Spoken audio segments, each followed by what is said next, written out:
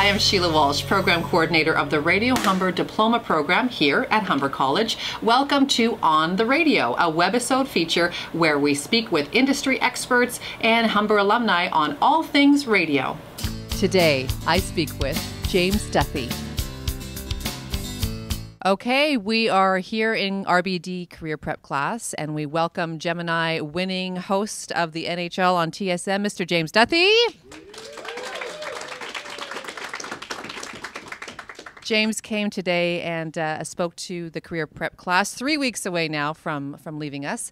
And you had some really great things to say. First of all, I want to talk that primarily you have done mostly TV, but you said you did a little bit of radio back in Carleton. What didn't draw you to radio, and why did you choose TV?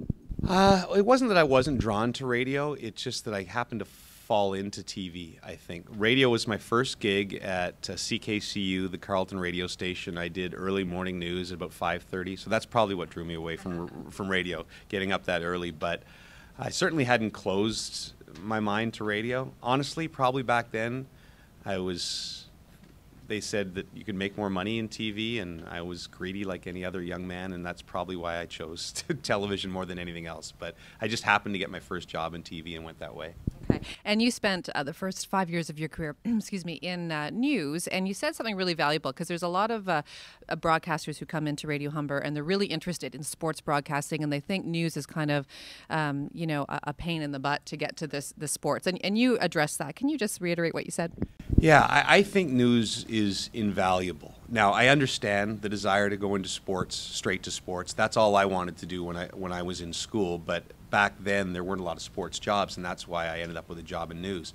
But looking back now, what I think I've found is that it makes you a much better broadcaster and also a much more rounded person. Sports is easy. You go to the rink, everything's there for you. The visuals are there if you're doing TV. They bring the players to you to interview. It's a very easy thing to do. Everything's set to a certain time. Whereas in news, you have to work the phones to get interviews. You get such a larger variety of stories. And I think you become a better writer, a better broadcaster, and maybe more well-rounded as to where sports fits into the world. So I think all those things together are the reasons that I would encourage you to do news if you have the opportunity. And you can always go back to sports after a couple of years. You mentioned a better writer, and that was what you noted in class too. You said, in your opinion, writing is a little bit of a weakness. So what would you suggest to students who are leaving and maybe they don't need to continue to hone their writing skills? Where could they hone them? That's a great question. I'm not sure of where, besides practicing and saying, okay, doing the things you do in class that are homework of write this 30-second radio script or write this TV story again. I just find that a lot of our kids who come out of college, come to work at TSN, are fantastic on the TV end, are fantastic with visuals. They're way more creative than I am, but when it comes to writing a 1-minute piece or whatever, they're not so great. And that's, I know in journalism school, they beat it into us to write to the pictures and be creative with your writing. And so I just think it's a skill that is maybe overlooked a little bit these days and is really crucial, because that's what can set you apart. I think good writing can really, for a young reporter in a career, can really make a difference. Let's move from writing to your overwhelming information and the time that you have to really strategize of, you mentioned a couple of examples where you had 3 minutes and you had 19 questions to ask. What is your method of filtering out and prioritizing those questions? Oh, that's a great question. And I don't know if I have a method or it just happens. And sometimes I don't do it perfectly. Maybe I don't ask the right question when I only have 1 minute left. But when I'm doing interviews, listening is the number one thing. I might have, if you want to get someone to talk about a certain subject, obviously that's the first thing you will attack. But again, I think that the number one thing in an interview is to listen, because quite often your interview subjects will say something really interesting and people might gloss over it because their producer said, you have to ask these 3 questions. Don't forget to ask these 3 questions. Well, sometimes when you do that, you miss the best answers and the best follow-up questions. So I guess listening is the number one strategy I have, but it's a constant challenge. I've been doing this for 20 years, and it's still a constant challenge in trying to fit everything you want into a 3-minute time span. Sure. Now, a majority of the sports broadcasters or potential sports broadcasters who come into our program are male. A small percentage are female. So for those small percentage who might be watching this in the future, what do you notice that might be a little bit more challenging for them or different, or maybe there's not a difference anymore?